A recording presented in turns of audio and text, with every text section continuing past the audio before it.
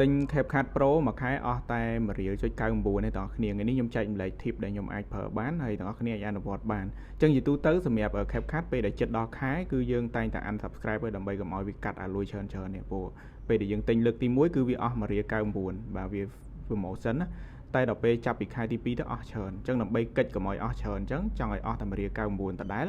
ដល់គ្នាអាចអនុវត្តតាមវីដេអូនេះបានហើយមើលមួយបាទអញ្ចឹងដំបូងយើងចូលមកកាន់ account របស់យើង account CapCut ហ្នឹងហើយយើងធ្វើការចុច setting ដើម្បីធ្វើការ sign out ជាមួយនឹង account ដែលយើងកំពុងប្រើហ្នឹងចាញ់បាទបន្ទាប់មកទៀតយើងចូលទៅកន្លែងហ្នឹងដដែលដើម្បីយើងធ្វើការ sign in ជាមួយនឹង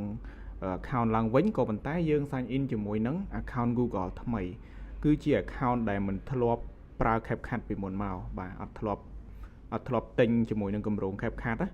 ចឹងតើអ្នកគ្នាយល់ចំណុចនេះអញ្ចឹងខ្ញុំកាត់ហ្មងទៅបាទអញ្ចឹងយើងដាក់ Gmail ថ្មីចូលពឹបមកឈ្មោះរបស់យើងគឺដូរហើយបាទអញ្ចឹងយើងចូលមកកន្លែងទិញធម្មតាមកតែប៉ុណ្ណឹងគឺយើងអាចទិញជាមួយនឹងគម្រោងថ្មីដែល start ពីខែទី1ទៅគឺ1.99ដដែលបាទនេះជាវិធីសាស្ត្រដែលខ្ញុំធ្វើព្រោះអត់ឃើញណាគេចែកម្លែកចំណុចនេះល្អមែនតើបាទយើងគ្រាន់តែដូរ Gmail account ទៅការងារយើង project អីហ្នឹងគឺនៅក្នុងហ្នឹងដដែលមានបាត់ទៅណាបាទកុំឲ្យតែយើងឲ្យវា sync នៅលើ cloud តែបើយើងប្រើនៅលើទូរស័ព្ទហ្មងអត់បាត់ទៅណានេះជាក់ស្ដែងគឺខ្ញុំប្រើនៅលើខ្ញុំទិញនៅលើ iOS បាទទិញនៅលើ iPhone អីហ្នឹងគឺដូចគ្នាបាទតែនេះ account តែមួយគ្រាន់តែខ្ញុំថតបង្ហាញលើ Samsung អញ្ចឹងណាអញ្ចឹងពេលដែលចិត្តដល់ខែដែលវាត្រូវដាច់គឺខ្ញុំ unsubscribe ដើម្បីកុំឲ្យវាកាត់លុយខែបន្ទាប់ច្រើនបន្ទាប់មកខ្ញុំក៏ដូរ Gmail ទិញសារថ្មីគឺបានតម្លៃនឹងដដែល